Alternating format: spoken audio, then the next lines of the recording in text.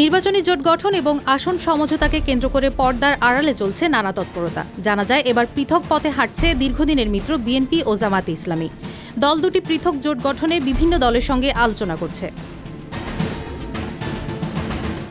নির্বাচনে বড় জোট গঠনের পরিকল্পনা করছে বিএনপি, যেখানে ডান বাম ঘরানার এবং ইসলামী দলগুলোকে একসঙ্গে আনার চেষ্টা হচ্ছে।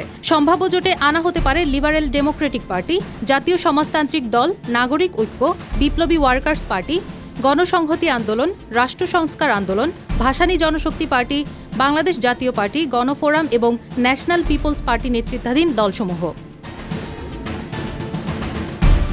জমিয়তে উলামায়ে ইসলাম বাংলাদেশ সহ কিছু ইসলামী দলও বিএনপির সঙ্গে যুক্ত হতে পারে। বিএনপি নেতারা এনসিপি নেতাদের সঙ্গেও ঘনিষ্ঠ যোগাযোগ রাখছে বলে জানা যায়। অন্যদিকে জামাতে ইসলামী আন্দোলন সহ ইসলামী দলগুলোর পৃথক জোট বা আসন সমঝোতা হতে পারে। পাশাপাশি এনসিপিরও জোট গঠনের সম্ভাবনা রয়েছে উদারপন্থী বলে পরিচিত কয়েকটি দলকে নিয়ে। এছাড়া বাম ও ইসলামী দলগুলোর আরও দুটি পৃথক জোট গঠনের তৎপরতা আছে। বিএনপি স্থায়ী কমিটির সদস্য ডক্টর খন্দকার মোশাররফ হোসেন জানান, নির্বাচনের শিডিউল ঘোষণার পরই জোট নিয়ে আলোচনা ও সিদ্ধান্ত হবে। জামাতের সহকারী সেক্রেটারি জেনারেল মাওলানা আব্দুল হালিম বলেন, ইসলামপন্থী দলগুলো যাতে এক জায়গায় থাকতে পারে সেই চেষ্টা চলছে। রাজনৈতিক বিশ্লেষকরা বলছেন, নির্বাচনকে কেন্দ্র করে জোট ও সমঝোতার বিষয়টি নতুন কিছু নয়। নির্বাচন এলেই এমন ঘটনা আগেও দেখা গেছে। তবে এবার প্রেক্ষাপট একটু ভিন্ন। দলের কার্যক্রম নিষিদ্ধ ও নিবন্ধন স্থগিত হওয়ায় এখনও দৃশ্যপটে নেই আওয়ামী লীগ।